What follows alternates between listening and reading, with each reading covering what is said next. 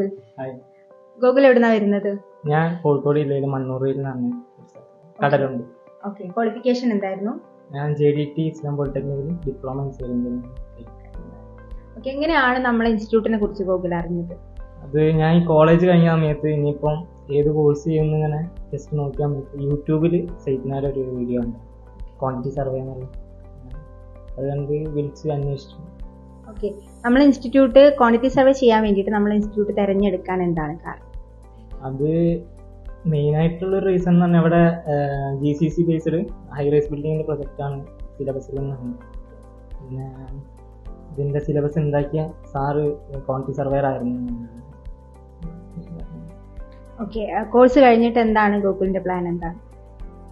പുറത്തേക്ക് നോക്കണം, പണി ക്വാണ്ടിറ്റി സർവേയർ ആയിട്ടാണ്.